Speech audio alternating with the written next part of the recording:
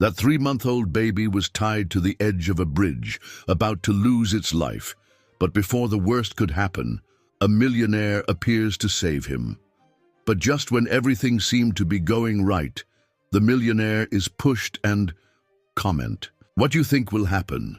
Subscribe to the channel and support my work, please. The insomnia had been particularly cruel that night. Emmett tossed and turned in the king-size bed of his luxury apartment, watching the hours tick by on the digital clock. 3 a.m., 4, 5. When the first rays of sun began to peek through the curtains, he had completely given up on sleep. He got up and put on his custom-made Italian suit, as he did every morning. The mirror reflected a 43-year-old man, grey, hair at his temples, and tired eyes that even his impeccable appearance couldn't hide. His work as a businessman had given him everything he had ever dreamed of: money, status, recognition. But that morning, something felt different. Instead of following his usual routine of going straight to the office, he decided to do something he hadn't done in years: walk. Not a walk on his imported treadmill, but a real walk through the city streets. He grabbed his car keys and drove to the outskirts, where the air was cleaner and the streets less crowded. He parked near an old concrete bridge that crossed a small river. The place was practically deserted, except for some birds singing in the nearby vegetation. Emmett took a deep breath, feeling the fresh morning air fill his lungs. That's when he heard it.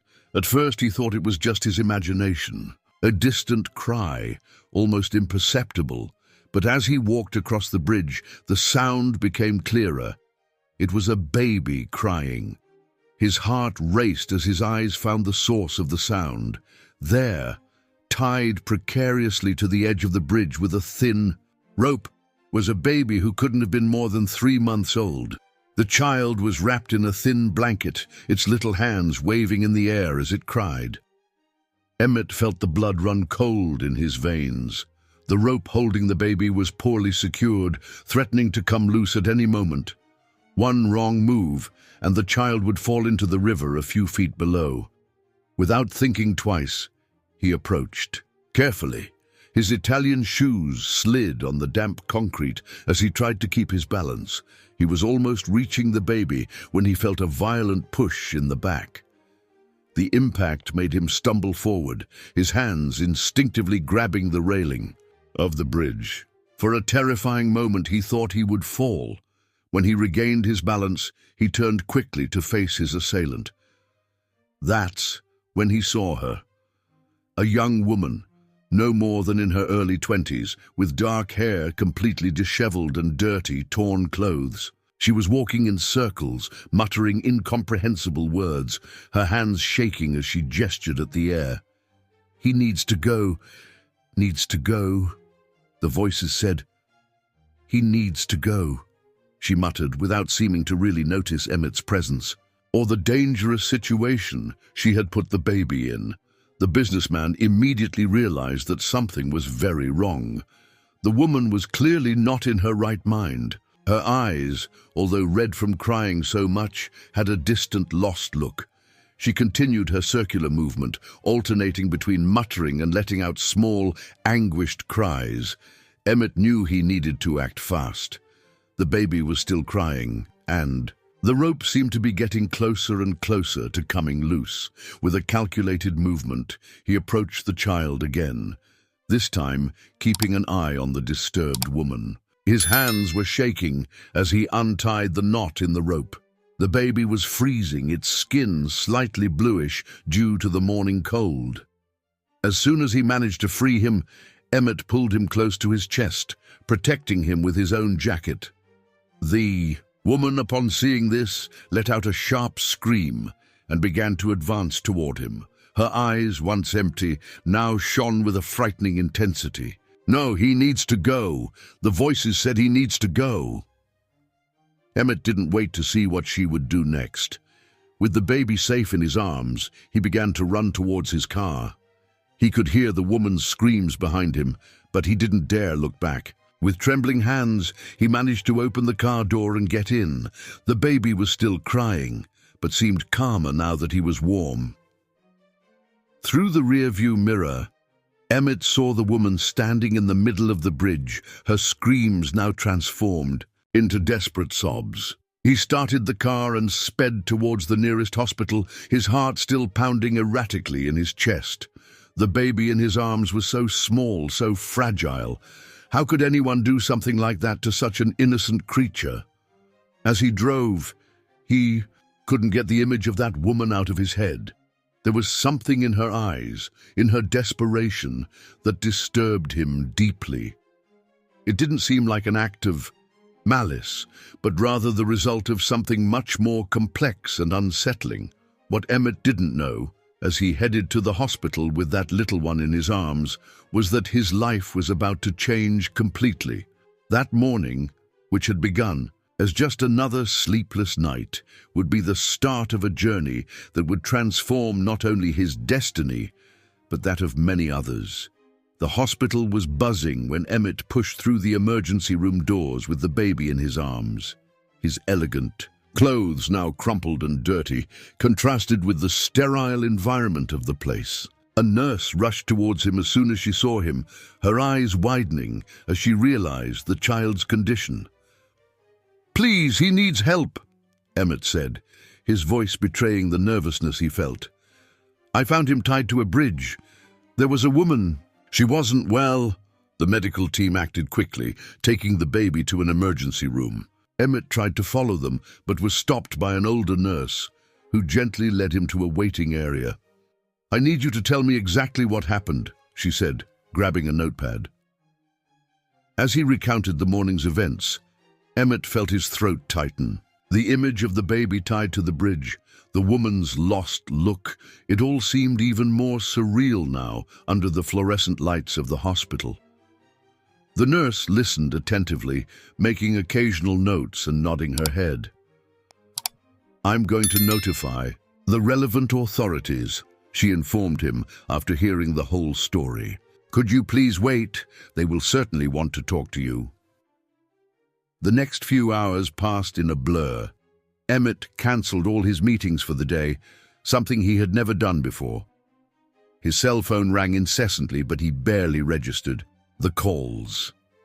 His mind was focused only on the little one he had found that morning. It was past noon when a social worker approached. She was a middle-aged woman with gentle eyes and a serious expression. "Mr. Emmett, I'm Regina Santos from Social Services. I'd like to talk to you about what happened this morning." Regina led him to a more private room where they could talk without interruptions. "The baby is stable now," she began, noticing the concern in Emmett's eyes.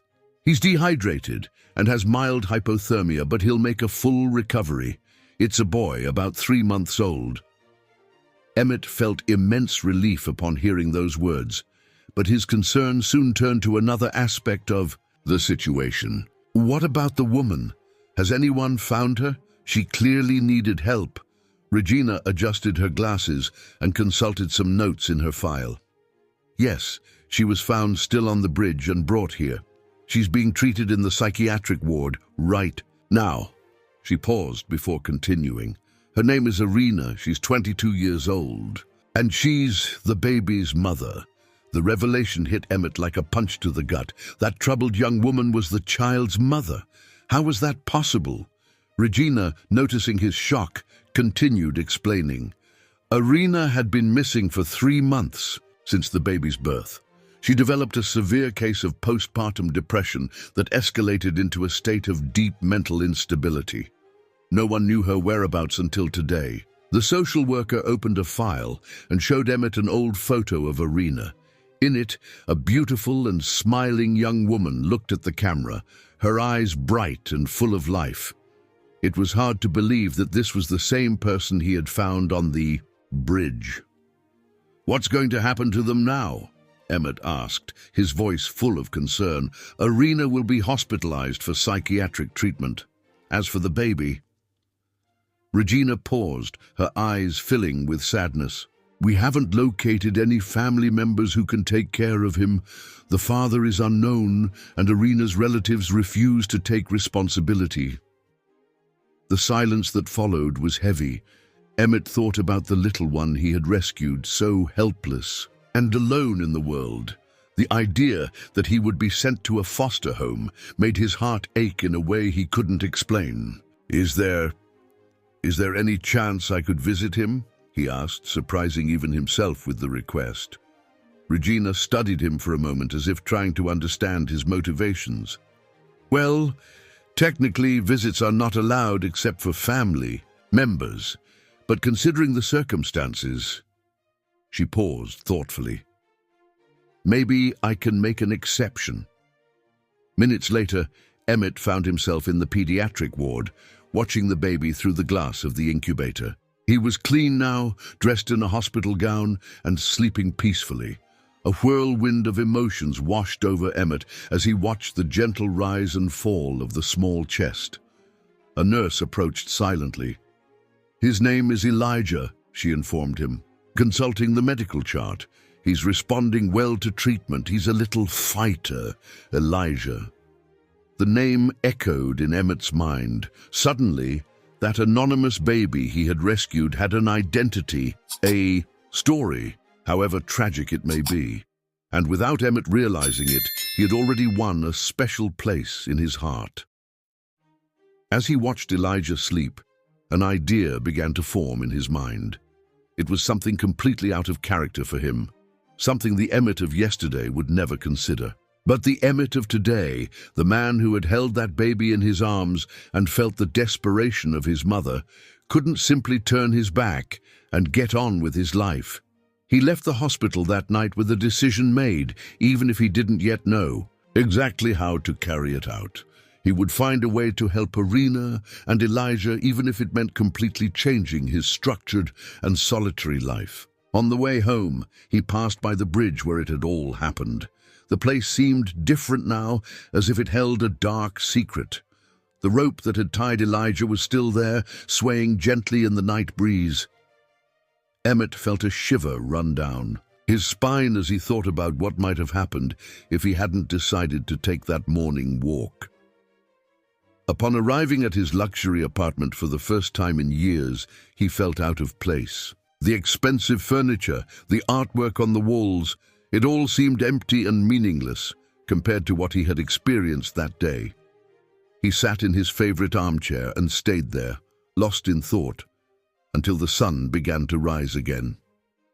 He didn't know it yet, but that would be just the first of many sleepless nights he would have ahead of him. His life, which until then had followed a perfectly planned script, was about to take a completely unexpected turn.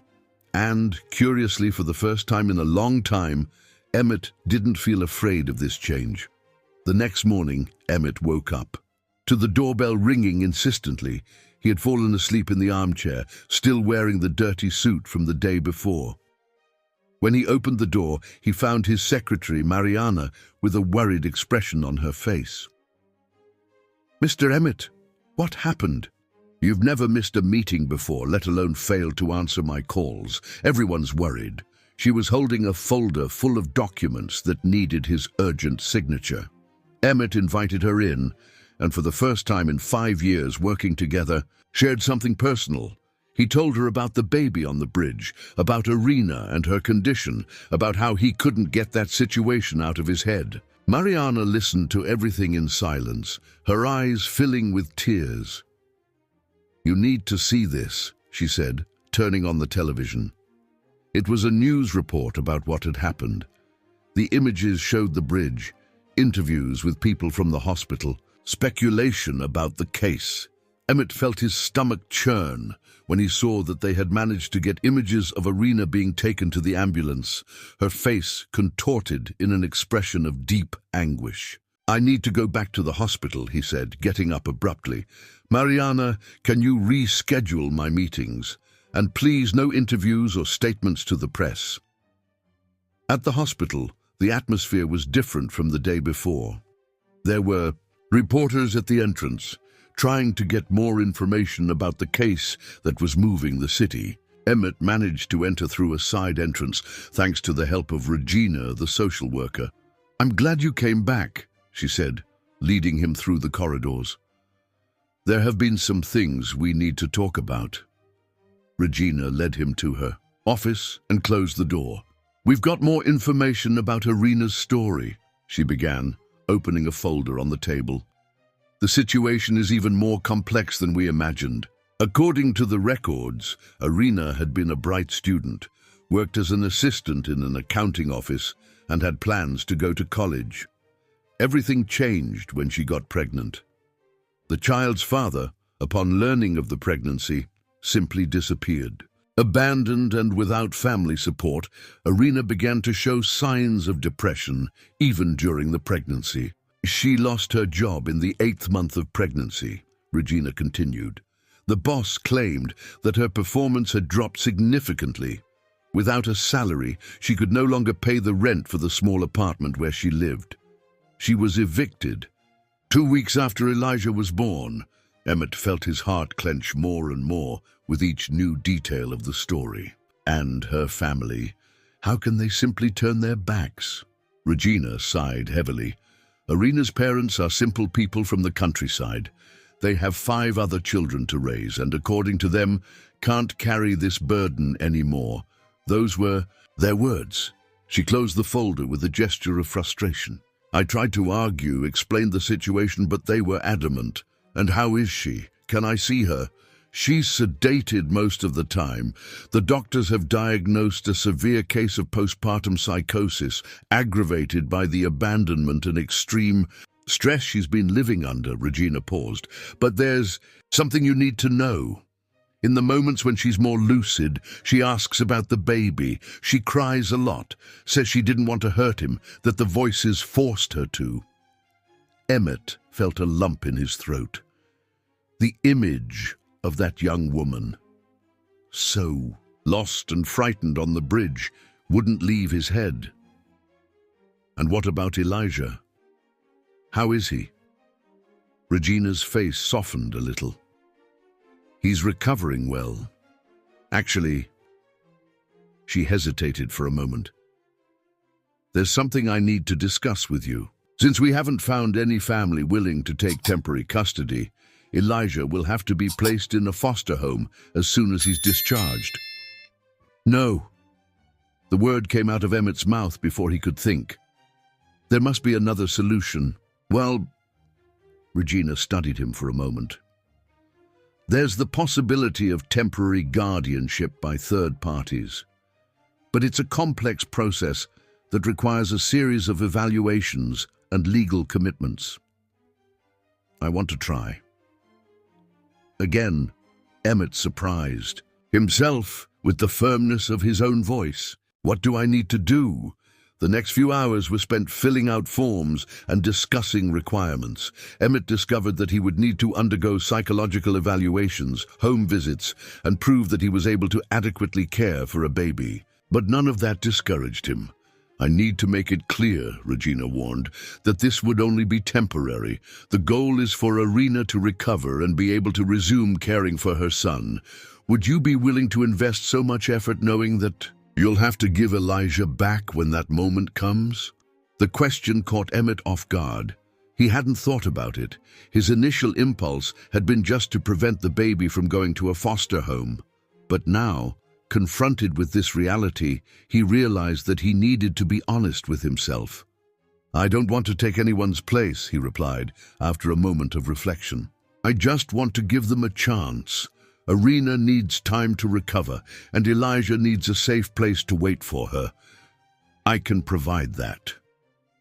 Regina smiled for the first time since they had met. You know, when you showed up here yesterday with Elijah, in your arms, I thought you were just another businessman wanting to do your good deed for the day, but you surprised me, Emmett. Before leaving, Emmett stopped by to see Elijah. The baby was awake this time, his big, dark eyes observing the world with curiosity. When Emmett approached the incubator, he turned his little face towards him as if he recognized him. Hi, little guy, Emmett whispered, placing his hand on the glass. You're stronger than you imagine, you know? Just like your mum. And I promise, I'm going to help you both, no matter what happens. That night, upon returning home, Emmett began to make a list of everything he would need to buy and adapt in his apartment. Crib, diapers, clothes, bottles. It was a completely new world for him. But for the first time in a long time, he felt like he was doing something truly meaningful. His cell phone rang. It was Mariana, informing him that the press wouldn't stop calling, wanting an interview with the hero businessman who had saved the baby. Emmett refused them all. He didn't want the spotlight. He didn't want to turn Irina's tragedy into a spectacle. Lying in his bed, watching the city lights through the window, Emmett thought about how life could change in a matter of hours. 2 days ago, his biggest concern was closing a multi-million-dollar deal. Now, all he could think about was a little baby and his mother, two lost souls that for some inexplicable reason destiny had placed in his path. Sleep was slow to come, but this time it wasn't the usual insomnia that kept him awake. It was the anxiety about what was to come, the fear of not being up to the challenge he had taken on, but mainly it was the certainty that there was no turning back. His life had changed forever on that bridge, and now all that remained was to move forward, even without knowing exactly where this path would lead him. The days that followed were a real roller coaster of emotions and challenges for Emmett. His apartment, once an example of minimalism and organization, was now taken over by bags of diapers, baby clothes, and an impressive amount of items he never imagined he would need. Mariana, his secretary, had become a fundamental ally in this transformation.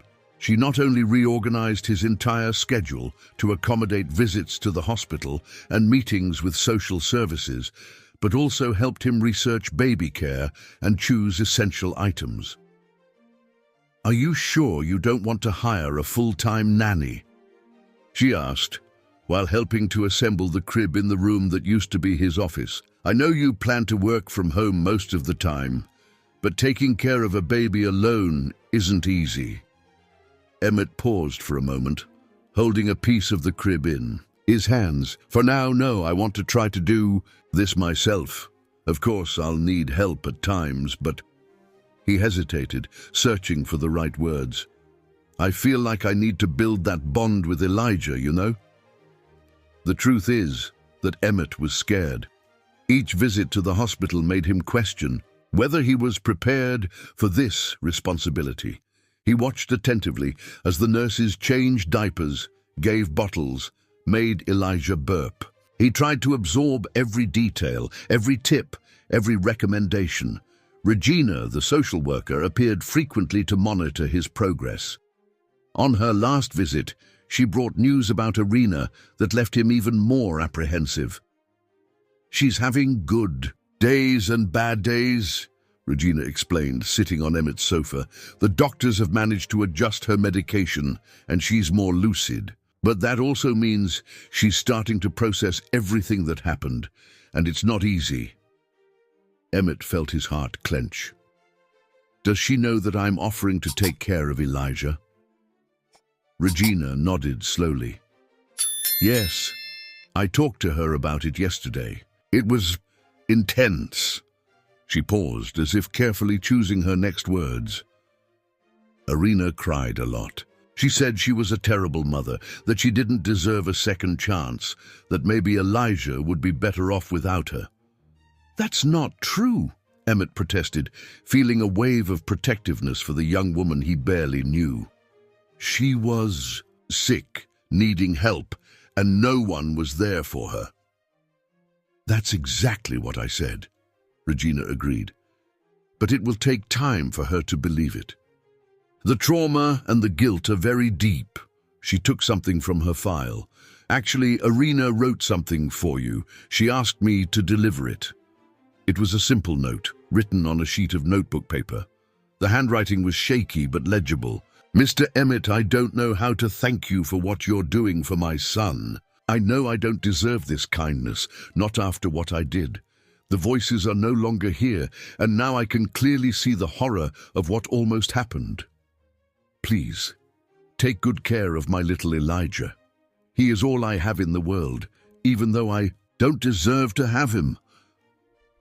Irina. Emmett needed a few minutes to compose himself after reading the note. "Can I visit her?" he asked finally. "I think it would be important for her to know that I'm not trying to take her place, that this is only temporary." Regina considered the request for a moment. "I'll talk to the doctors. If they think she's stable enough, we can try."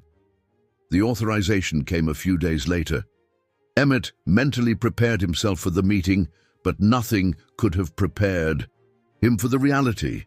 The psychiatric ward was a quiet and sterile place, with walls in soft tones and locked doors. Irina was sitting in the visiting room, wearing a hospital gown, her long black hair now clean and combed. When their eyes met, Emmett saw something different from the lost look of that morning on the bridge. There was awareness there now, and with it a deep pain that seemed to consume her whole being. "Hello, Irina," he said softly, sitting in the chair across from her. "How are you?" It took her a few seconds to respond, her hands nervously gripping the fabric of the gown. "Better, I think. The medicines, they help keep the voices away." Her voice was low, almost a whisper. How is my son?" Emmett smiled, taking out his cell phone. "I brought some pictures. Would you like to see them?" He showed her the images he had taken of Elijah in the hospital, his little face becoming more and more rosy and strong each day. "He's a very special baby, Irina, so strong and full of life." Tears began to stream down the young mother's face. "He looks so good, so happy." Her voice failed. Maybe it's better this way. Maybe he should stay with someone like you, someone who can give him everything I never will." "No," Emmett interrupted firmly. "Don't say that. Elijah needs his mother. I'm here just to help, to give you the time you need to recover. Nothing more." Irina looked up, surprised by the firmness in his voice. "Why? Why are you doing all this for us? You don't even know me." It was a question that Emmett had asked himself several times in recent days. "Because when I saw you on that bridge," he began slowly, "I didn't see a bad person.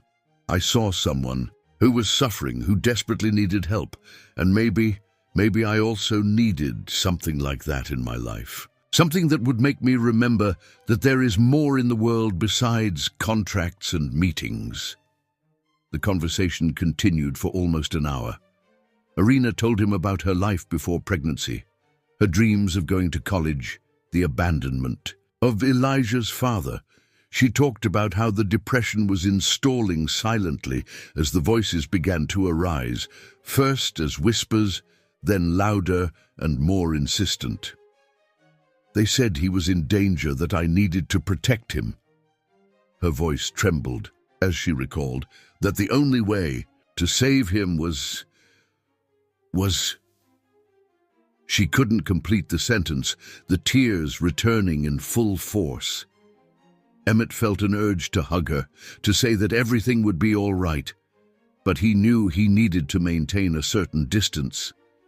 Instead, he offered a tissue and waited patiently for her to calm down. "Irina, I want you to know something," he said when she seemed more controlled. "While you're here getting treatment, I'm going to take care of Elijah as if he were my own son. But I will never, ever try to take your place. You are his mother, and as soon as you're better, you'll be able to have him back." The look that Irina gave him then was one of pure gratitude, mixed with what seemed to be a first glimmer of hope. It was a start, Emmett thought, a small step on a long journey of recovery. Leaving the hospital that day, Emmett felt emotionally exhausted, but also more determined than ever. He had made a promise, not only to Irina but also to himself. He would do everything in his power to help that small family rebuild itself. The arrival of Elijah at Emmett's apartment was a moment of profound transformation. The businessman had spent the last few days preparing every detail, from the ideal temperature of the room to the positioning of the crib, following all the recommendations he had researched obsessively. Regina personally accompanied the transfer of the baby from the hospital to his new temporary home. "Remember," she said, as she helped Emmett settle Elijah into the crib, "you have my number and the support team's number. Anything, don't hesitate to call, no matter the time." The first nights were the most difficult. Emmett, accustomed to his methodical sleep routine, now found himself waking up every 3 hours to feed Elijah. The baby's crying, sometimes inconsolable, left him in a state of constant anxiety. Was he doing something wrong? Was Elijah sick? Every little sob or sneeze became a cause for concern. Mariana, realizing her boss's state of exhaustion, decided to intervene. On a particularly difficult morning, after a night in which Elijah had cried for hours on end, she arrived early, bringing with her a kind-looking lady. "This is Clara," Mariana introduced. "She raised 5 children and worked as a nanny for over 20 years. I thought maybe she could give us some tips." Emmett, who would normally be resistant to the idea of a stranger interfering with his routine, was desperate enough to accept any help. Clara watched for a few minutes as he tried, unsuccessfully, to soothe Elijah. "You're too tense," she said gently. "The baby feels it, you know. You need to relax a little." With smooth and experienced movements, she picked up Elijah and began to massage his little tummy.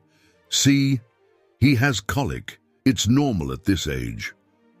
In the following hours, Clara taught Emmett a series of techniques to calm the baby, correct positions for bottle feeding, signs to identify different types of crying. It was a precious knowledge, passed down from generation to generation, that no book or website had managed to convey. "You're doing very well," she said before leaving. "You just need to trust yourself more. And remember, babies are more resilient than they seem." That visit marked a turning point. Emmett began to feel more confident in his role as caregiver, although there were still moments of doubt and fear. His apartment, once an example of minimalist sophistication, was now taken over by toys, colorful blankets, and the sweet smell of baby powder. His visits to Irina continued regularly.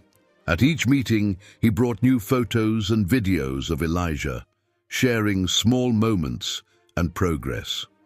The young mother, still fragile but visibly more present, drank each piece of information with a mixture of joy and sadness. "He gave his first smile today," Emmett told her on one of those visits, showing a video he had managed to capture. On the small screen of the cell phone, Elijah's little face lit up in a toothless smile, bringing tears to Irina's eyes. "I wanted to be there so much," she whispered, touching the screen with trembling fingers. "I'm missing so many important moments." "You're not missing them. You're preparing for them," Emmett corrected gently. "Each day here is an investment in the future of you two. And in the meantime, I'm recording everything so you don't miss a thing." Irina's treatment progressed slowly. The doctors had managed to establish a more precise diagnosis and adjust the medication, but the path to recovery was long and full of ups and downs. There were days when she seemed almost her old self, talking about her plans for the future with Elijah. On others, the guilt and depression returned in full force, leaving her prostrate and silent. On a particularly difficult afternoon, Irina had a crisis during Emmett's visit. "I don't deserve this second chance," she repeated between sobs. "I'm a monster. How can a mother do what I did?" Emmett's heart ached to see her in that state. "Irina, look at me," he asked firmly. "You're not a monster. You were a young woman alone, abandoned by everyone, fighting a disease that no one noticed or wanted to help treat. What happened wasn't your fault." While trying to comfort Irina, Emmett couldn't help but think about how poorly society still dealt with mental health issues. How many other women were going through similar situations, alone and without support.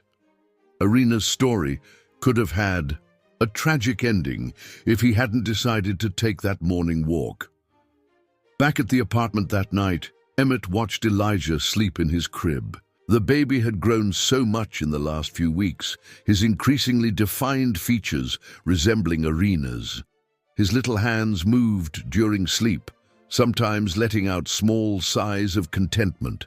That's when Emmett had an idea.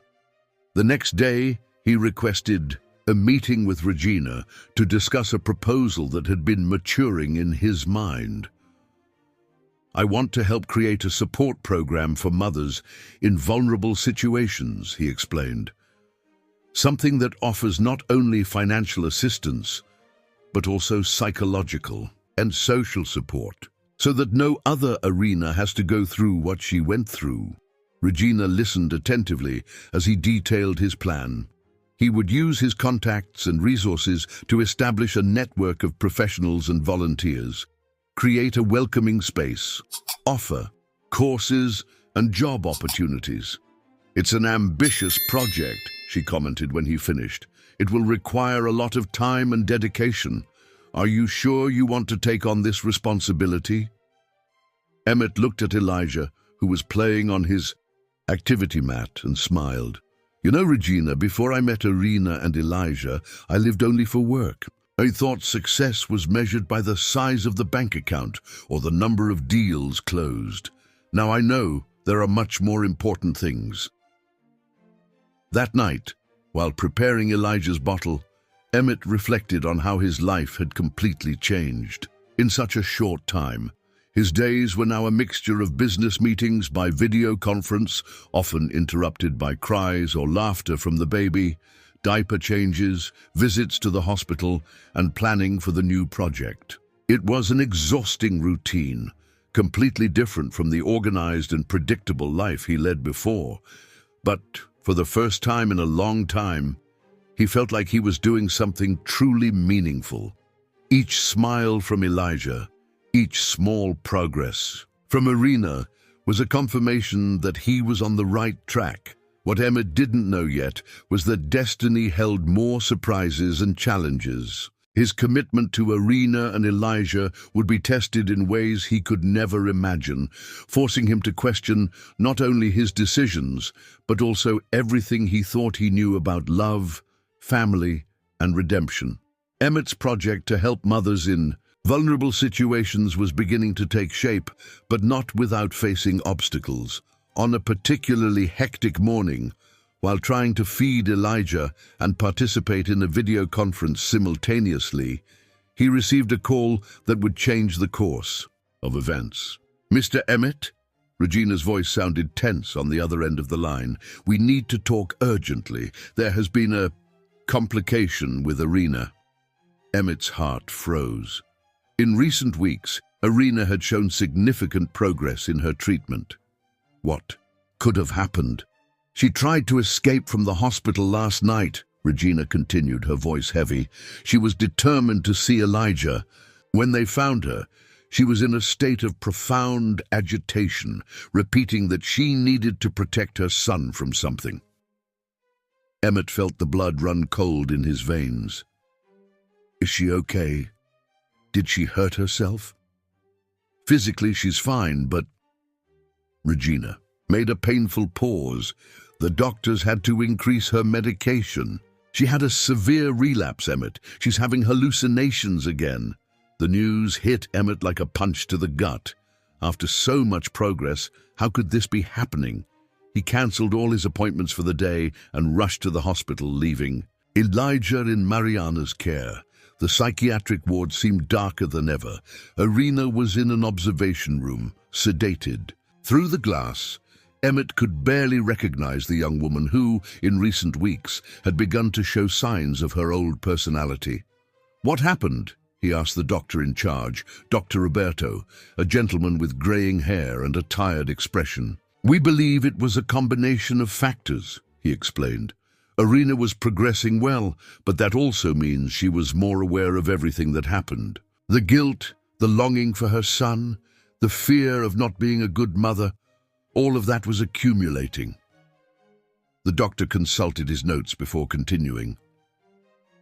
"Last night, one of the patients in the next room had a crisis. screaming about babies. That seems to have triggered something. In Irina, she started saying that she needed to save Elijah, that he was in danger. Emmett watched Irina through the glass, his heart aching. And now, what happens? We'll need to reassess the entire treatment, Dr. Roberto replied. That means the length of stay will be extended and... He hesitated, as if carefully choosing his next words. We'll need to suspend visits for a while. No, Emmett protested immediately. She needs to know she's not alone, that Elijah is fine. I understand your concern, the doctor said gently, but at this point, any stimulus related to the baby can worsen her condition. We need to stabilize her first. Emmett left the hospital, feeling the weight of the world on his shoulders. On the way home, he stopped the car in a park and let the tears, which he had held back until then, finally fall. How would he explain this to Irina when she got better? How would he keep his promise not to leave her alone if he couldn't even see her? At home, he found Mariana cradling Elijah. The baby, oblivious to all the drama that was unfolding, smiled and babbled happily. How is she? Mariana asked, immediately noticing Emmett's devastated expression. He told her everything, his voice failing at several moments. Mariana listened, in silence, still cradling Elijah. You know what hurts me the most? Emmett said, after finishing the story. It's knowing that she's there, alone, probably feeling abandoned again. After everything I promised, you're not abandoning anyone, Mariana stated firmly. You're respecting her treatment, and in the meantime, you're taking care of the most important person to Irina in the world. That night, after putting Elijah to sleep, Emmett spent hours in his office, researching relapses in cases of postpartum psychosis, trying to better understand what was happening to Irina. The information was frightening. Many women went through multiple relapses before fully recovering. Some took years to get back to a normal life. The days that followed were a test of emotional endurance. Emmett continued to receive daily updates on Irina's condition through Regina, but not being able to see her or show her photos of Elijah was torture. Each medical report was a roller coaster of emotions. Sometimes she seemed to improve, at other times she had intense crises again. A week after Irina's relapse, Emmett received an unexpected visit. It was Sandra, Irina's former boss at the accounting office. She had seen a news report about the case and after much reluctance decided to look for him. I can't stop thinking that I could have done something, she confessed, sitting in Emmett's living room. I realized that Irina wasn't well during the pregnancy, but I thought it was normal, stress, hormones. Her voice failed. When her performance started to drop, instead of trying to help, I fired her. Emmett felt a mixture of anger and compassion. How many people had failed Irina? How many had seen the signs and chosen to look the other way? I came because I want to help, Sandra continued. I know I can't undo what happened, but... She took an envelope out of her bag. When Irina gets better, I want to offer her job back, with a better salary and flexible hours so she can take care of the baby. It was a small ray of hope in the midst of the storm.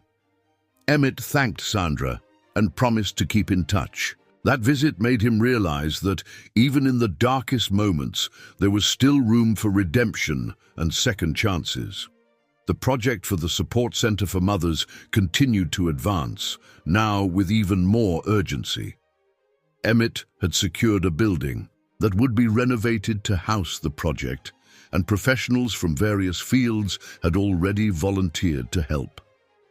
This is how we're going to honor Irina's fight, he explained to Regina during a planning meeting, ensuring that other women don't have to go through the same thing she went through. But the night held its own afflictions. When everyone left and the apartment became silent, except for the soft sounds of Elijah's breathing in the crib, Emmett found himself thinking about Irina. He imagined her alone in her room at the hospital, fighting her internal demons. Did she think she had been abandoned again? Did she still believe that one day she could have her son back? On one of those nights of insomnia, Emmett began writing a diary for Irina, recording every important moment of Elijah, every small achievement, every smile. It was his way of keeping alive the promise that she wouldn't miss anything, even if she couldn't be physically present. "Dear Irina," he wrote on one of the pages, "today Elijah tried to turn over on his own for the first time. He hasn't succeeded yet, but his determination reminded me of you. He has your strength, you know. And just as he doesn't give up trying, I know you won't give up on getting better either. We're here waiting for you for as long as it takes." What Emmett didn't know was that those words, written in the silence of the night, would one day be fundamental to reconnecting Irina with everything she had lost during her darkest period. But for now, all he could do was continue one day at a time, keeping alive the hope that at some point that shattered family could come together again. The months passed with an agonizing slowness. Elijah grew every day, beginning to develop his own personality. He smiled frequently, especially at Emmett, and his curious eyes followed every movement around him. But for Emmett, each new development of the baby brought with it a pang of sadness, reminding him of everything Irina was missing. On a particularly difficult morning, while trying to get Elijah to accept a vegetable puree, Emmett received a call that made his heart stop. It was Dr. Roberto. "Mr. Emmett," the doctor's voice sounded grave. "We had a complicated situation with Irina last night. She had a more severe crisis than the previous ones." Emmett felt the blood run cold in his veins. "What happened?" "She managed to gain access to a telephone and tried to call several people looking for Elijah.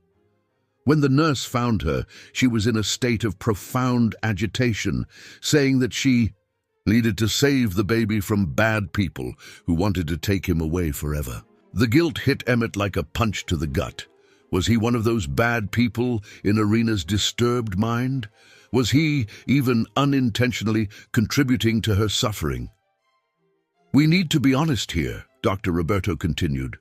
"Irina's condition is more complex than we initially assessed. The relapses are becoming more frequent and intense. We're considering transferring her to a clinic specializing in more severe cases." "No," Emmett protested immediately. "That would be like abandoning her again. There must be another solution." The doctor sighed heavily. "I understand your concern, but we need to think about the best treatment for her. And also," he made a significant pause, "we need to consider Elijah's future." Those words hit Emmett like a lightning bolt. "What do you mean?" "Social services are starting to question whether Irina will be able to regain custody of Elijah in the near future. They may suggest that a process of termination of parental rights be initiated." Emmett felt the world spin around him. How had things gotten to this point?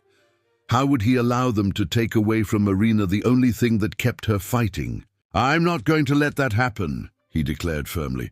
"There must be something we can do. Other treatments, alternative therapies, anything." After hanging up the phone, Emmett spent hours researching on the internet, looking for similar cases, different treatments, specialists in postpartum psychosis. He was so absorbed that he didn't even notice when Mariana entered the office. "You need to see this," she said, turning on the television.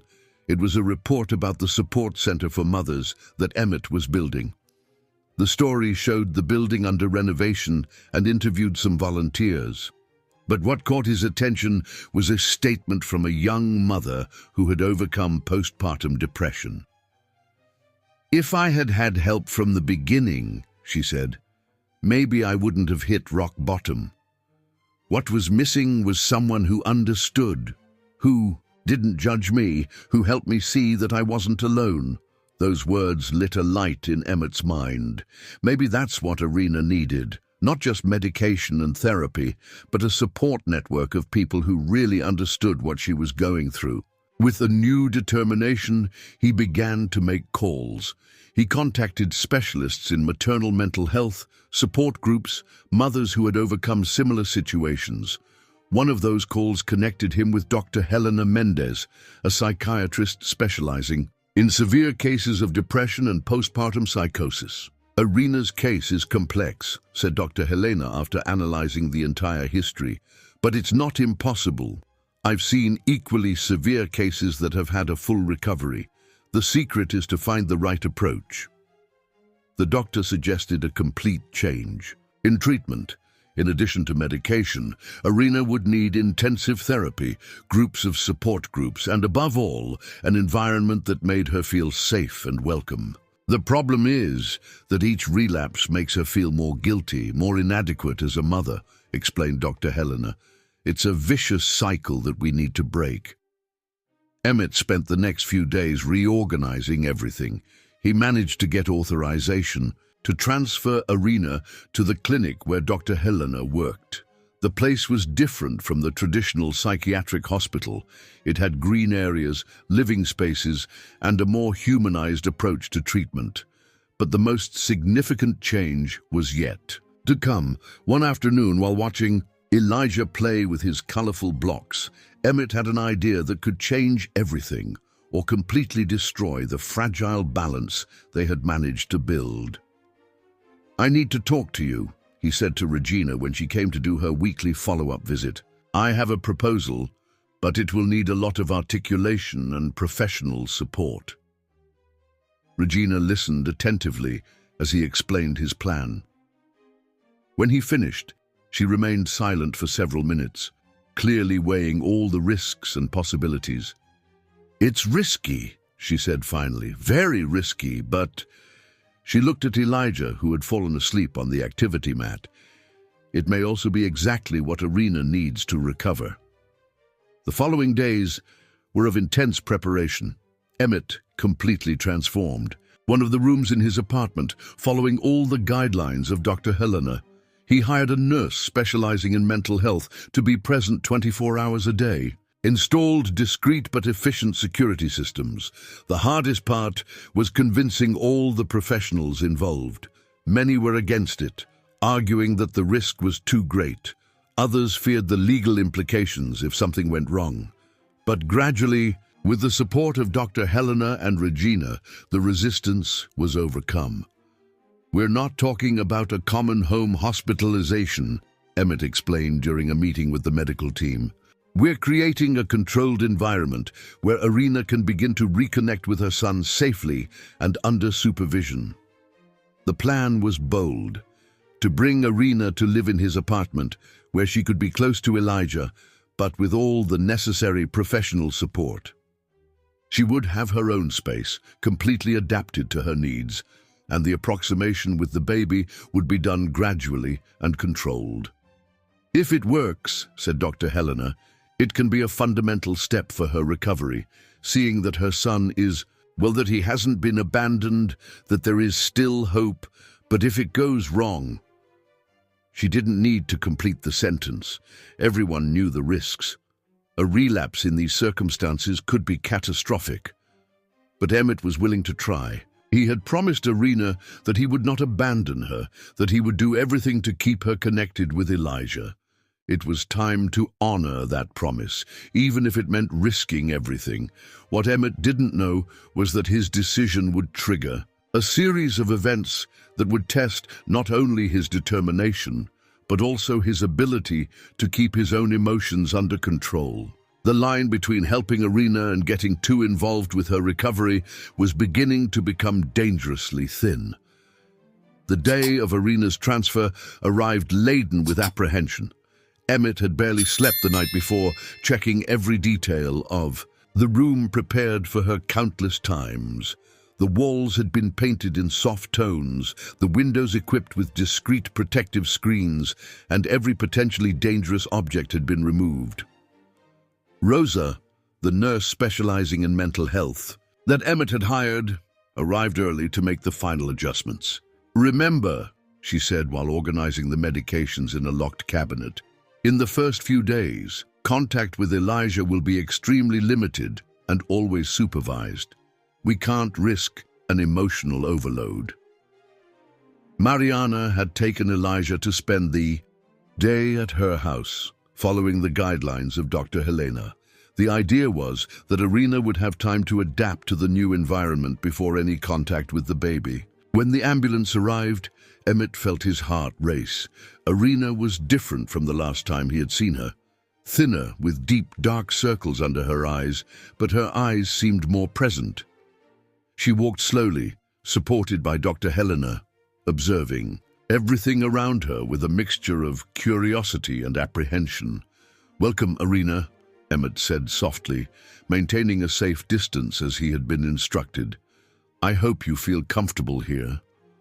She looked at him for a moment before averting her gaze, her hands nervously clutching the small bag she was carrying. "Thank you," she whispered, her voice almost inaudible. Dr. Helena led her to the room, explaining every aspect of the new arrangement. "This is your space, Irina. You will have privacy, but also all the necessary support. Rosa will always be nearby for any need." As the doctor continued with the explanations, Emmett observed Irina's reactions. She seemed to absorb every word attentively, although her body language showed tension. Her eyes occasionally wandered around the room as if searching for something or someone. "Elijah," she began hesitantly, looking at Dr. Helena. Is he here?" The doctor exchanged a quick look with Emmett before answering. "Elijah is fine, Irina, but remember what we talked about. We're going to do this step by step, calmly. First, you need to settle in here, get used to the new routine." Irina nodded slowly, but Emmett could see the disappointment in her eyes. His heart ached, knowing how much she must be suffering from being so close and yet so far from her son. The first few days were an exercise in patience and caution. Irina spent most of her time in her room, only leaving for meals and therapy. Sessions with Dr. Helena, who came twice a day. Rosa kept a meticulous record of her behavior, mood, and medication. Elijah, in turn, seemed to sense the change in the environment. He was more restless than usual, crying for no apparent reason.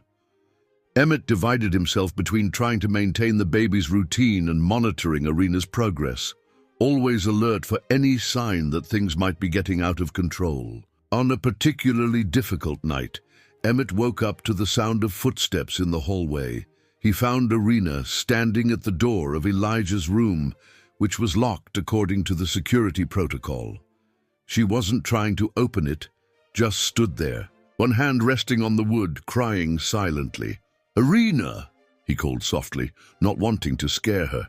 She turned slowly, tears running down her face. "I heard him crying," she said in a choked voice. My heart hurts so much when he cries." Rosa appeared at that moment, alerted by the monitoring system. "Let's go back to your room." "Irina," she said, gently approaching, "tomorrow will be a new day." That scene haunted Emmett for days. During one of Dr. Helena's visits, he expressed his concern. "I don't know if we're doing the right thing. It seems so cruel to keep them apart when they're so close." The doctor watched him seriously. "I understand your concern, Emmett, but we need to stay focused on the end goal. Each step needs to be taken safely. A relapse now could be devastating for everyone." On the 10th day after Irina's arrival, something unexpected happened. During breakfast, she addressed Emmett directly for the first time since she had arrived. How is he?" she asked, her voice trembling slightly. "Does he still smile a lot?" Emmett felt a lump in his throat. "Yes, he smiles a lot, especially when he plays with that colorful rattle that—" "The blue one with little stars," interrupted Irina, her eyes lighting up for a moment. "It was his favorite before." Her voice failed, and she looked down, but Emmett saw something different. There, a connection, a memory that wasn't loaded only with pain. That small interaction was a turning point. In the following days, Irina began to ask more questions about Elijah, always carefully, as if testing the limits of what she could bear. Dr. Helena allowed Emmett to show some recent photos of the baby, always in a controlled environment and during therapy sessions. Irina's reaction to the photos was intense, but different from what they feared. Instead of the emotional breakdown they dreaded, she demonstrated a mixture of controlled joy and sadness, touching the images with trembling fingers and asking questions about every detail. "He's so big," she whispered, watching a photo of Elijah, playing with his blocks. "His eyes, they're still the same as his father's." It was the first time she had mentioned Elijah's father. Emmett and Dr. Helena exchanged meaningful glances but did not press the issue. Each voluntary revelation was a small step towards healing. Irina's progress, although slow, was constant. Her therapy sessions began to address not only the trauma of the episode on the bridge, but also the circumstances that led her there, the abandonment, the untreated depression, the social isolation. "You know what scares me the most?" she confided during a particularly intense session. "It's no longer the voices. It's the fear that, even if I get better, I'll never be a good mother to him. That this moment on the bridge will haunt me forever." Dr. Helena worked intensely with Irina on these fears, helping her to understand that her illness did not define her as a mother. Little by little, a new narrative began to form. No longer that of the mother who almost committed the unthinkable, but of the woman who, even in her most difficult circumstances, never stopped loving her son. But the real test was yet to come. After 3 weeks of progress constant, Dr. Helena announced that it was time to begin preparing for the first controlled meeting between Irina and Elijah. The news, although expected, fell like a bomb of emotions. In the apartment, what no one knew was that this meeting would bring to light feelings and truths that would fundamentally change the dynamic between everyone involved, leading them to a point of no return in their already complex story. The preparation for the first meeting between Irina and Elijah was meticulously planned over an entire week. Dr. Helena intensified the therapy sessions, working with Irina to strengthen her emotional control. Rosa, the nurse, kept an even more detailed record of her reactions, especially after the sessions where they saw photos of Elijah. "We need to be absolutely sure she's ready," explained Dr. Helena during a meeting with the entire support team. "A hasty meeting can undo all the progress we've made so far." Irina, in turn, alternated between moments of extreme anxiety and periods of forced calm. Emmett watched her try to maintain control, her hands trembling as she compulsively folded and refolded the corners of the blanket during sleepless nights. "What if he doesn't recognize me?" she asked one night during dinner. It was one of the rare occasions when she sat at the table with Emmett, although she barely touched the food. What if he's afraid of me?" Emmett felt his heart clench.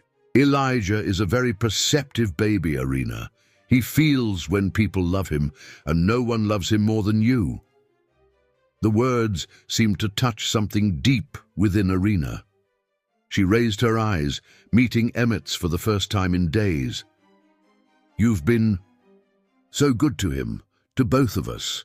Why? I can't understand."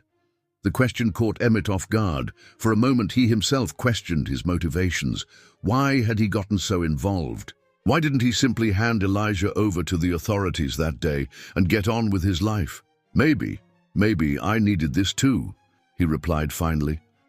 "My life before was so empty, full of professional success, but without real meaning.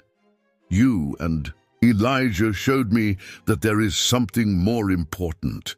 A heavy silence settled between them, laden with unspoken emotions. It was Rosa who broke the moment, coming in to administer Irina's nightly medication.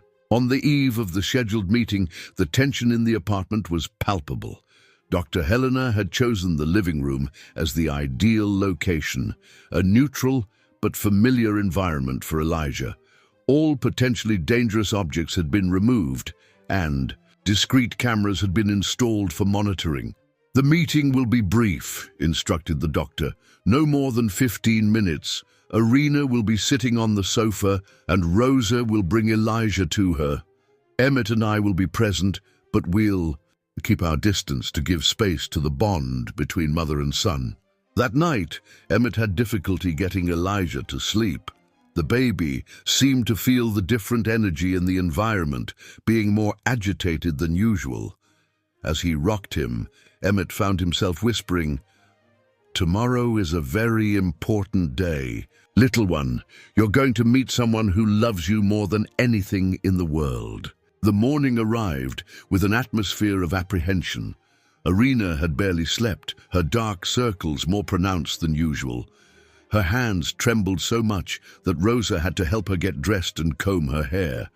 "Breathe deeply," the nurse advised. "Remember everything we practiced. If you feel it's getting too intense, use the breathing techniques." At 10 o'clock sharp, everyone took their places. Irina sat on the sofa, her hands nervously clutching the fabric of her skirt.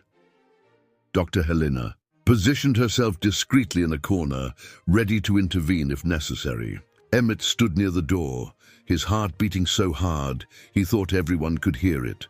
Rosa appeared carrying Elijah, who was particularly handsome in a light blue jumpsuit. The baby looked around with curiosity, his big dark eyes absorbing every detail of the environment. As Rosa began to approach the sofa, time seemed to slow down. Irina held her breath, her entire body tense like a violin string about to snap. Elijah, in turn, fixed his gaze on her with an intensity surprising for a baby his age. It was then that something happened that no one expected. Before Rosa reached the sofa, Elijah stretched out his little arms towards Irina, making that characteristic sound that babies make when they want something or someone. The sound broke something inside Irina. Tears began to stream down her face, but they were different from the tears of despair that everyone had witnessed before. There was something more there, a deep, primal emotion that transcended any word. "My son," she whispered, her voice choked. "My little one." Rosa, after a quick look of confirmation to the Dr. Helena, approached closer, allowing Elijah to be within Irina's reach. The baby immediately grabbed a strand of his mother's hair, as he used to do when he was a newborn. The gesture, so simple and yet so significant, made Irina let out a suppressed sob. Her hands trembled when she touched Elijah's little face for the first time, as if she didn't believe he was real. Emmett watched the scene with a lump in his throat. There was something sacred about that moment, something that went beyond any planning or medical protocol. It was the reunion of two souls who, despite all adversities, had never truly separated. The planned 15 minutes turned into 20, then into 30. Dr. Helena allowed the meeting to extend, realizing that Irina maintained a surprising control over her emotions. She spoke softly to Elijah, telling him stories, humming lullabies that she kept in her memory. The baby, in turn, seemed completely at ease. He played with Irina's fingers, smiled at her, even falling asleep briefly in her arms, a moment that made everyone present hold their breath. When it was finally time to end the meeting, Irina surprised everyone once again. Instead of the despair they feared, she handed Elijah to Rosa with a resigned calm. "Thank you," she said, looking at everyone in the room. "Thank you for not giving up on me." Later, during the post-meeting evaluation session, Dr. Helena did not hide her satisfaction. "It was much better than we expected. The connection between them is impressive, and Irina's emotional control was exemplary. But there was something else happening, something no one had foreseen. The meeting had not only reconnected Irina with Elijah, it had awakened memories and feelings that she kept deeply buried. And those memories would begin to emerge in the following days. bringing to light truths that would forever change the course of that story. In the week following the first meeting between Irina and Elijah, a subtle but significant change began to manifest itself in the apartment. Irina, previously so closed off in her own world of guilt and fear, began to show a renewed interest in her environment and the people around her. During meals, she no longer limited herself to stirring the food on her plate in silence. She asked questions about Elijah, wanted to know details about his routine, his likes, his small daily achievements. More than that, she began to share fragments of her own memories of the time she cared for him.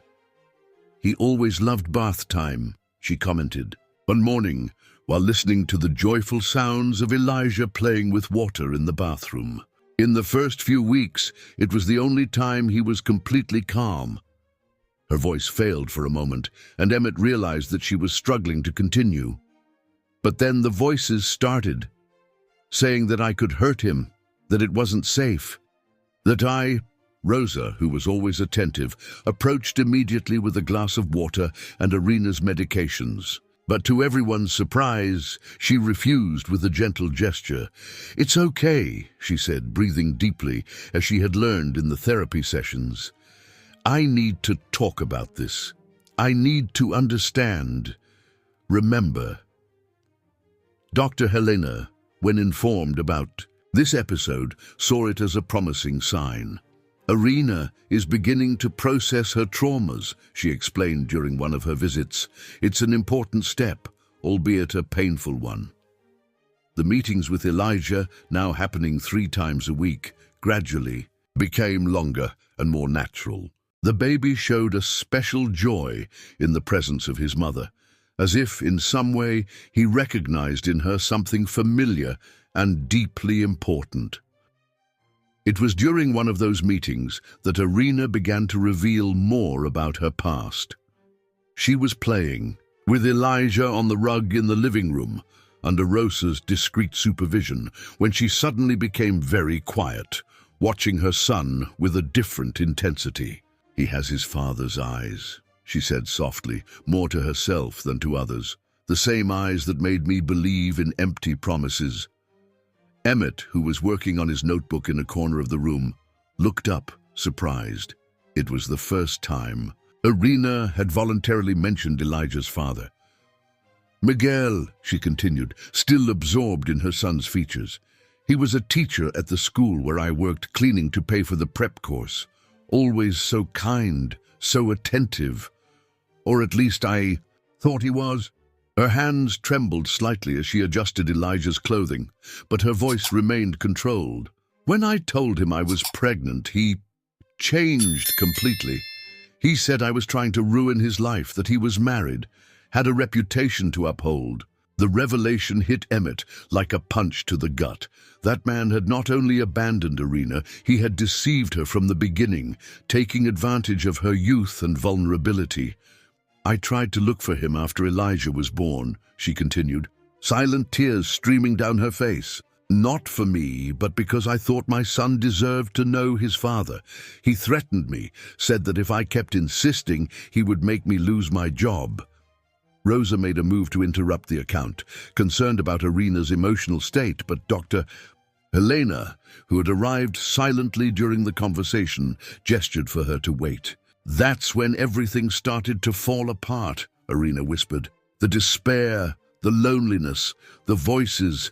They said that Elijah was doomed, that he carried a curse because of his father, that I needed to save him." Her voice failed, and for a moment, everyone feared that she would have a crisis. But Irina, surprising everyone once again, took a deep breath and continued, her voice more firm.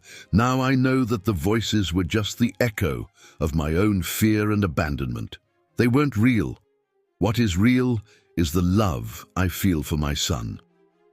As if to confirm her words, Elijah chose that moment to let out one of his contagious laughs, grabbing Irina's finger with his little hand. The gesture seemed to anchor Irina in the present, warding off the shadows of the past.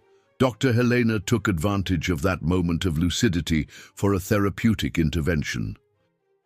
How do you feel now, Irina, sharing this story?" Irina considered the question for a moment, still playing gently with Elijah. "It's different than I imagined. It hurts, but not in the same way as before. It's like cleaning a wound so it can heal properly." That improvised session marked a new chapter in Irina's treatment. In the following weeks, she began to speak more openly about her experiences, not only with Dr. Helena during the formal sessions, but also in small moments of everyday life. Emmett, in turn, felt more and more emotionally involved with that story. Irina's courage in facing her demons, her determination to recover for Elijah, touched something deep in his heart. One night, while watching Irina rock Elijah during one of their supervised meetings, he realized that his feelings had gone beyond simple compassion or desire to help. There was something more there, something that scared him and attracted him. At the same time, "I need to stay focused," he told himself later, alone in his room. "I'm here to help her recover, to ensure that Elijah has his mother back, nothing more." But fate had other plans. Irina's revelations about her past had triggered a series of events that no one could foresee. And soon, everyone would be forced to face even deeper truths and even more difficult decisions. What no one knew was that that moment of apparent progress was about to be severely tested. A shadow from the past was approaching, threatening to destroy all the delicate balance they had managed to build. The tranquility they had conquered was shaken on a seemingly ordinary morning. Emmett was in his office, participating in a video conference, when he heard a scream coming from the living room. Running there, he found Irina in a state of profound agitation, pointing at the television turned on. On the screen, a local news report showed a photo of Miguel, Elijah's father, in front of the school where he worked. The article talked about an educational project he was developing, portraying him as a dedicated and exemplary teacher. His words about transforming the lives of young people sounded like a cruel irony. Rosa tried to calm Irina, who was trembling. "Violently. He's so close," she repeated, her face as pale as paper. "All this time, he was so close." Dr. Helena was called urgently. Upon arriving, she found Irina in a state of extreme anxiety, but still maintaining some control. A significant progress compared to her previous crises. "Irina," began the doctor gently, after they managed to sit her on the sofa, "let's work with this. What exactly is scaring you at this moment?" Irina took a deep breath several times before answering. "It's not fear. Not exactly. It's anger. An anger that I didn't know I still had inside me. To see him there, pretending to be this wonderful person while Her voice failed. "While you struggled to survive," completed Dr. Helena. "While you faced everything alone." "Yes," Irina whispered. "And now that I'm starting to get better, starting to believe that I can be a good mother to Elijah. Seeing him there makes me feel so small again." Emmett, who watched the scene with a heavy heart, felt a wave of indignation grow inside him. How could that man go on with his life normally, being celebrated as an example while he had destroyed the life of a young woman who trusted him? Dr. Helena, realizing the tension in the room, decided to turn that moment into a therapeutic opportunity. "Irina, you're having a completely normal reaction. The anger you're feeling is legitimate. The important thing is how you choose to deal with it." In the following hours, they worked intensely to process those emotions. Irina, although visibly shaken, demonstrated an inner strength that surprised everyone. She didn't have hallucinations, didn't try to hide in her room, didn't ask for an increase in medication. "I want Elijah to be proud of me," she said at one point. "Not for what happened in the past, but for what I choose to do now." Those words touched Emmett deeply. At night, After Irina finally managed to sleep, he met with Dr. Helena in his office. "We need to do something," he said, barely containing his indignation. "That man can't just go on with his life as if nothing had happened." The doctor watched him carefully. "Emmett, I understand your revolt, but we need to be careful. Any hasty action can negatively affect Irina's treatment, but she deserves justice," he insisted. "Elijah deserves to know that his mother wasn't alone, that someone fought for her." "And what exactly are you thinking of doing?" asked Dr. Helena, her tone cautious. Emmett hesitated. In fact, he hadn't thought of anything specific. His reaction was more emotional than rational. "I don't know. Maybe we can expose the truth, show who he really is." "And do you think Irina is prepared to face the consequences of public exposure? To see her personal story being debated by strangers, to possibly be questioned and judged?" The doctor's words hit him like a bucket of cold water. She was right, of course. In his desire to protect Irina, he had almost forgotten what was most important: her well-being and recovery. In the days that followed, Irina surprised everyone with her resilience. Although still visibly shaken by the discovery, she maintained her therapy routine and meetings with Elijah. In one of those moments with her son, she made a revelation that no one expected.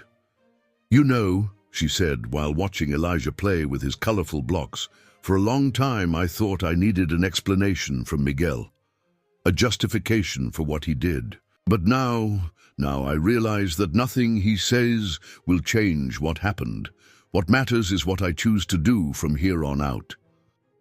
Emmett, who was present at the moment, felt his heart race with those words.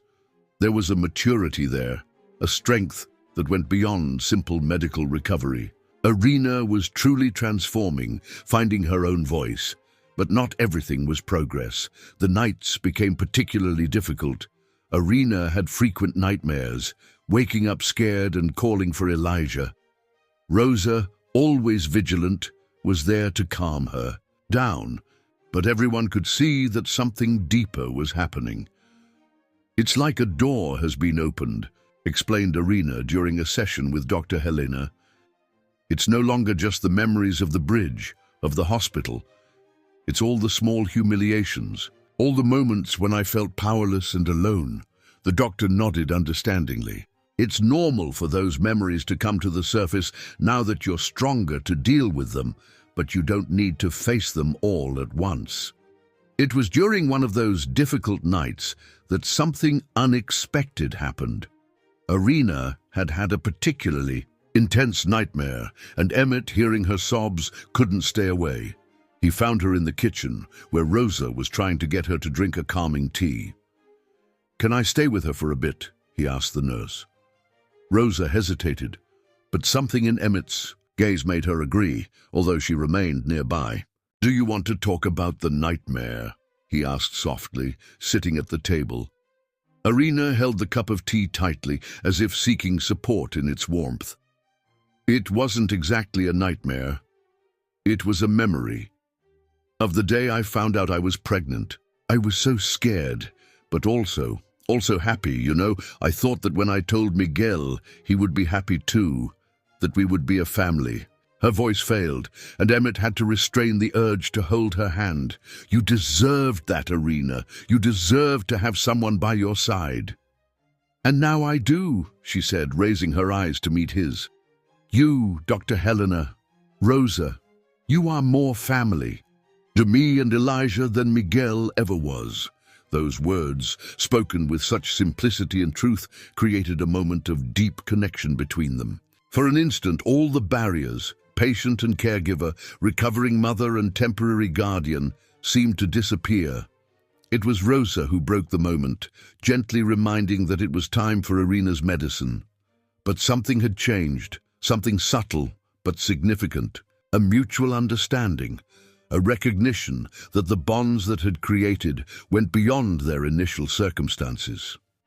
What no one could foresee was that this new dynamic was about to be severely tested. The past, which seemed to finally be being processed, and overcome, still had one last card to play, one that would test not only Irina's recovery, but also the growing feelings that Emmett struggled to keep under control. The morning began with news that no one expected. Regina, the social worker, arrived earlier than usual, her face carrying an expression of concern that immediately alerted Emmett. "We need to talk," she said, after making sure that Irina was still in her room. Something happened that could complicate our situation. Seated in Emmett's office, Regina explained that Miguel, Elijah's father, had found out about the incident on the bridge and the current living arrangement. Apparently, someone from the school where he worked had recognized Irina through the old news reports and informed him. "He has filed for custody," Regina said, her voice heavy. "He claims that, as a biological father and a stable person, he is more fit to raise Elijah than a mother with a history of mental problems." Emmett felt as if all the air had been sucked out of the room. "He can't do that," he protested, his voice trembling with contained anger. "He abandoned Irina when she needed him most, never showed any interest in Elijah."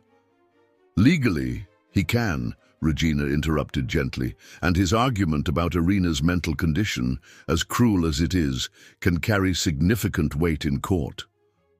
Dr. Helena was immediately called for an emergency meeting. As they discussed the implications of this new situation, Rosa kept Irina busy with her physiotherapy session, completely unaware of the turmoil that was brewing.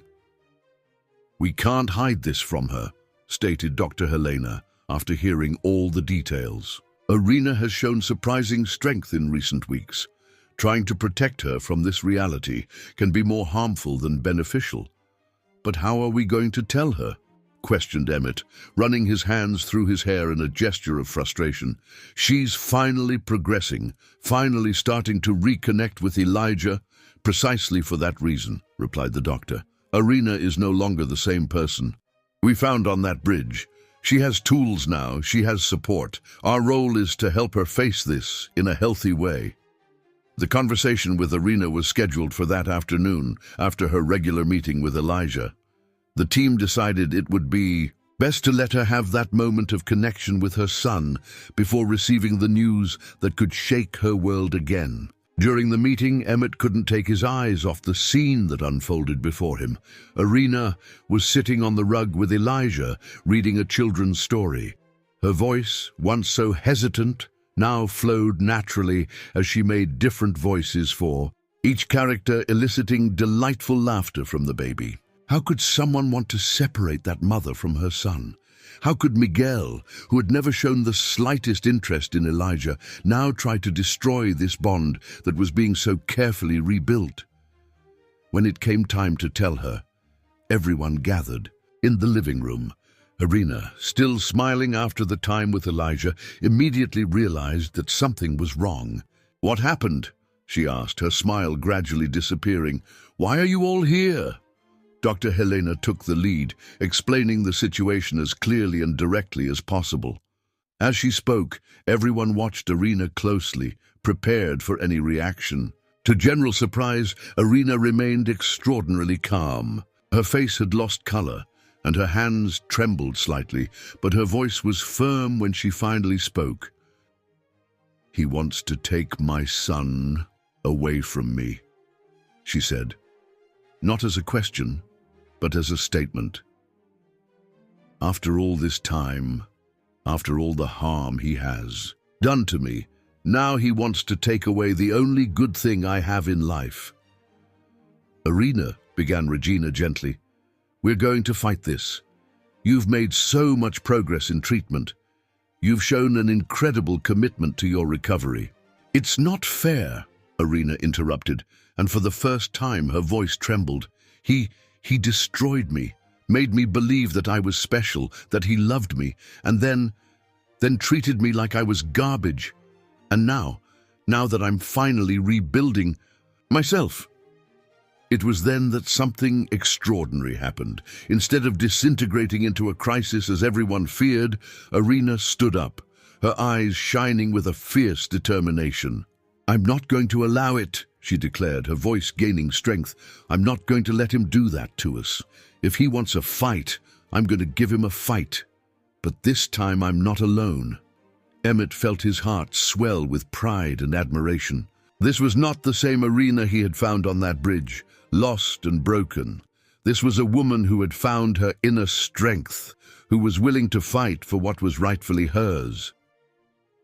"You're right," he said, standing up as well. "You're not alone. We'll face this together." Dr. Helena watched the scene with a mixture of concern and approval. "Irina, your strength is admirable, but we need to make sure you can handle the stress of this situation without compromising your recovery." "Doctor," replied Irina, turning to her, "for the first time in a long time, I feel truly present. It's not the voices talking. It's not fear controlling my actions. It's me, the real me, fighting for my son." In the days that followed, a new routine was established. In addition to the regular therapy sessions and meetings with Elijah, Irina began working with Regina and a team of lawyers to prepare her defense. Each progress in the treatment was documented, each small victory recorded.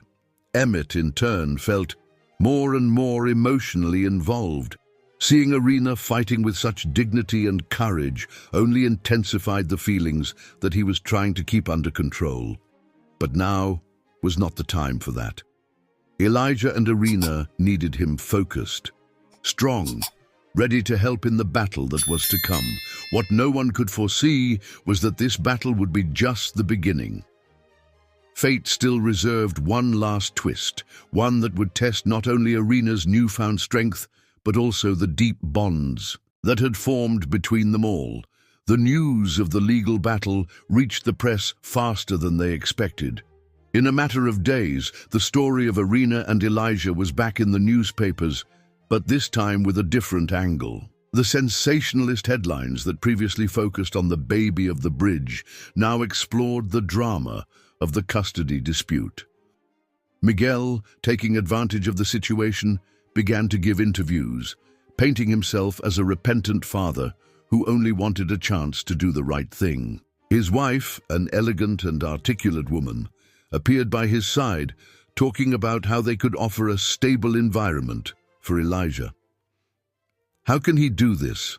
asked Irina one morning, looking at the newspaper that someone had left on the table. On the front page, a photo of Miguel and his wife in front of the school where he worked, under the headline, "Teacher Seeks Redemption and Fights for Custody of His Son." Redemption.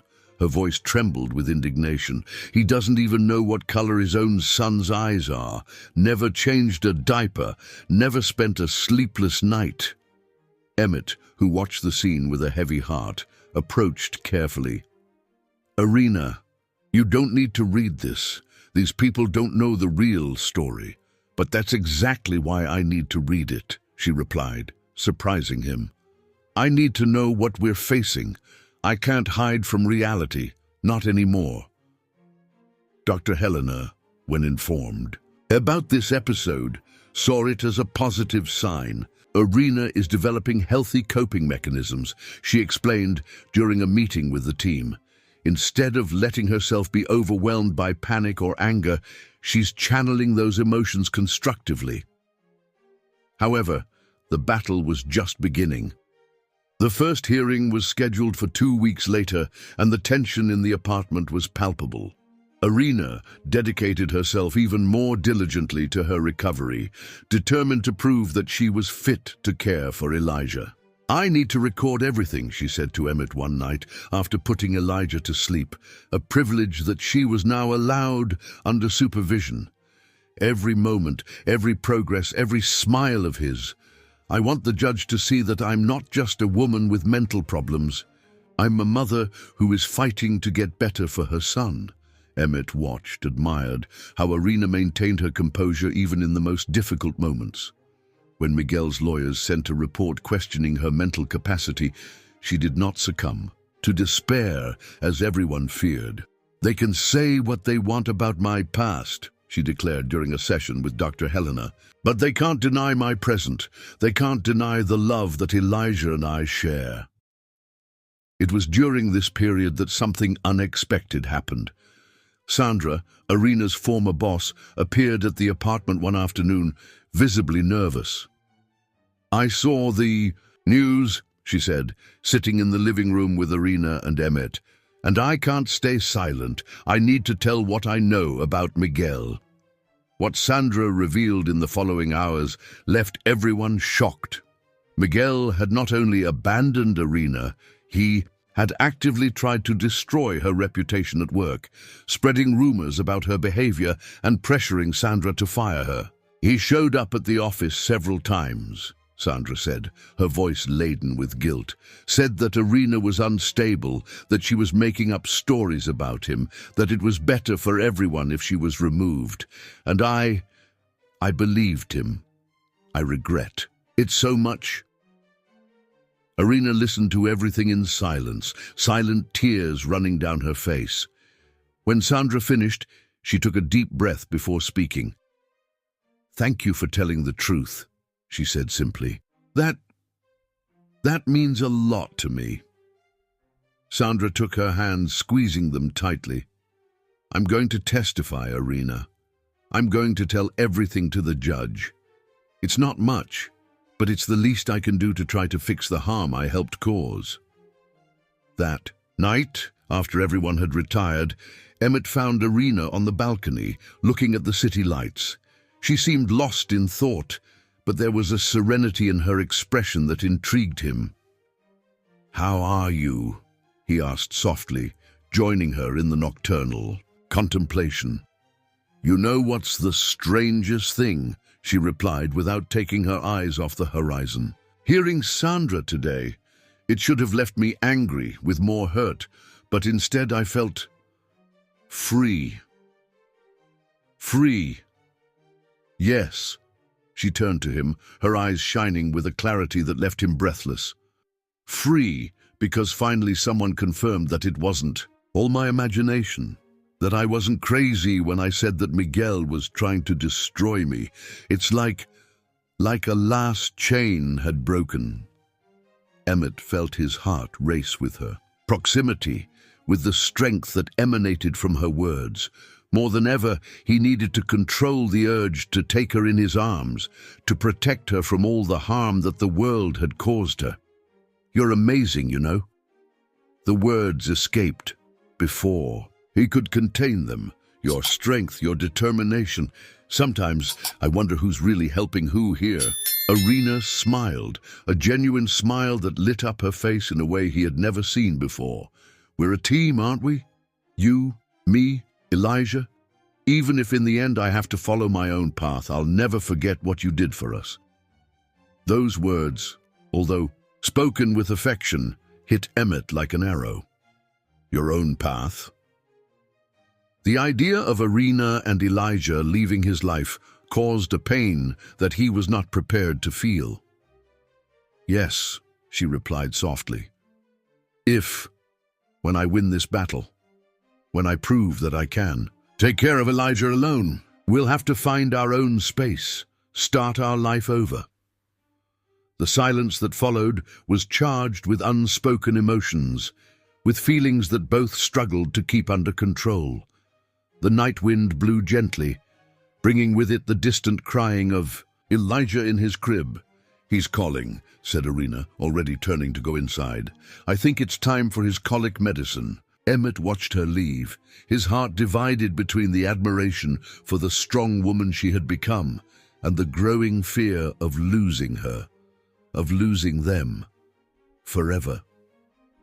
What he didn't know was that fate still had one last card to play, a revelation that would completely change the course of that story, testing not only Irina's newfound strength, but also the increasingly deep feelings that grew between them.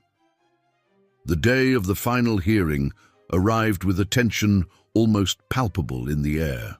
Irina had spent the night before with Elijah, rocking him to sleep while humming a lullaby softly. Emmett watched from the door, his heart heavy with the possibility that that moment might be one of the last between mother and son. The morning brought with it an unexpected surprise. Sandra had not come alone to testify. With her were 3 other former employees of the accounting office, all with similar stories about Miguel's persecution of Irina.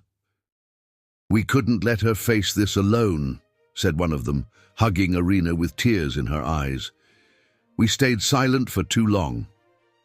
The courtroom was packed when the session began. Miguel and his wife occupied one side of the room, he in his impeccable suit, projecting an image of respectability that made Emmet's stomach churn. On the other side, Irina sat erect, wearing a simple but elegant outfit that Mariana had helped choose. Miguel's lawyer was the first to speak, painting a calculated picture of his client as a repentant man who had made mistakes in the past, but now wanted to do the right thing. He presented reports on Miguel's financial stability, on his reputation at school, on the healthy family environment that he could offer Elijah. When it came time to question Irina, he was ruthless. "Ms. Irina, can you guarantee that you will never have a psychotic episode again? Can you guarantee that your son will be safe under your care?" Irina took a deep breath before answering, her voice firm and clear. "What I can guarantee is that I treat regularly, that I have a professional support network, and that every decision I make is thinking about my son's well-being. Unlike your client, who never showed the slightest interest in Elijah until he found out that I was vulnerable." A murmur ran through the room. Miguel's lawyer, momentarily disconcerted, tried to change tactics. "What about the incident on the bridge? How can we be sure that something like that won't happen again?" It was Dr. Helena who answered that question, presenting a detailed report on Irina's progress. "What happened on that bridge was the result of an untreated medical condition, aggravated by abandonment and social isolation. Today, Irina not only recognizes her condition, but actively works to keep it under control." The witnesses were called one by one. Sandra and her former colleagues reported in detail how Miguel had manipulated the situation to isolate Irina. Rosa described the young mother's dedication during treatment, how she had never missed a therapy session, how her connection with Elijah had strengthened in a healthy and positive way. Then came the moment that everyone feared. Miguel himself was called to testify. He maintained his performance of repentant father for a few minutes until Irina's lawyer began his questioning. "Mr. Miguel, can you tell us what your son's favorite color is?" Miguel hesitated. "Well, he's too young to have preferences. And the name of the teddy bear that he doesn't sleep without?" New, awkward silence. "How about something simpler? Do you know if he has any allergies? Have you ever attended one of his medical appointments?" With each unanswered question, the facade of dedicated father began to crack. The final blow came when the lawyer presented old emails exchanged between Miguel and Sandra, in which he explicitly threatened to ruin Irina's reputation if she continued causing problems. During the trial break, Emmet found Irina in the courthouse hallway, sitting alone on a bench. He approached cautiously, sitting next to her. "How are you?" "Strangely calm," she replied, a small smile playing on her lips. "You know what I realized today, seeing Miguel up there? That I don't feel afraid of him anymore. I don't feel ashamed anymore. For the first time, I see him exactly as he is, a small man trying to seem bigger than he really is." Emmet felt his heart swell with pride, and something more, something he didn't dare to name. "Irina, Shh!" She placed a finger gently on his lips. "I know, I feel it too. But now is not the moment." When the session resumed, the judge was ready to give his verdict. The entire room held its breath as he adjusted his glasses and began to speak. "This case," he began, "is not just about the custody of a child. It's about truth, about responsibility, about the real meaning of parental love." He paused, looking directly at Miguel. "Sir, you have not shown any real interest in your son. until he became a convenient tool to reach his mother. Your past and present actions demonstrate a pattern of manipulation and control that this court cannot ignore. Turning to Irina, his tone softened. As for you, your journey is a testament to the power of maternal love and the strength of the human spirit. You have faced your condition with courage and determination, always putting the well-being of your son first. The silence in the room was absolute when he finally announced, "Therefore it is the decision of this court to grant full custody of Elijah to his mother, Irina, on the condition that she maintains her regular treatment and the professional supervision already established." The room exploded in contained applause. Irina, sitting in her chair, let the tears run freely down her face, but this time they were tears of relief and joy. That night, after all the papers had been signed and the congratulations received, Irina and Emmett were again on the balcony of the apartment. Elijah slept peacefully in his crib, oblivious to the battle that had been won in his name. "And now?" Emmett asked, trying not to let the fear show in his voice. Irina turned to him, her eyes shining with a mixture of gratitude and something deeper. Now we're going to do it right. I'm going to continue my treatment. I'm going to go back to studying. Sandra offered my job back with flexible hours so I can take care of Elijah. "Are you moving out?" The question he so feared finally escaped. "Eventually," she replied softly. "But not now. Now, if you want, if you allow it. I would like us to build something new, not out of gratitude or obligation, but because what happened between us, that connection we created, is too real to ignore." Emmett felt his heart race. "Are you sure? I don't want you to feel—" "I've never been so sure of something in my life," she interrupted. "You weren't just a safe harbor in the storm, Emmett.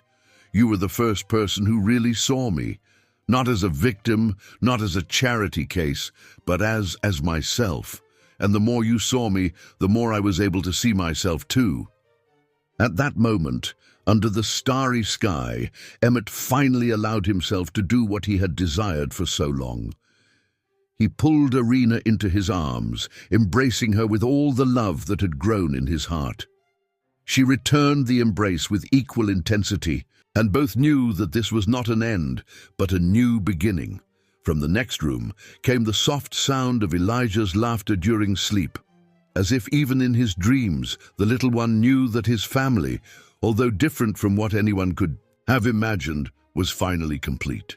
And so, on an ordinary night that became extraordinary, three souls that destiny had united in the most improbable circumstances discovered that sometimes the truest love is born not from fairy tales, but from the battles we fight together, from the falls from which we rise, and from the courage to believe that even after the darkest of nights, the sun always shines again.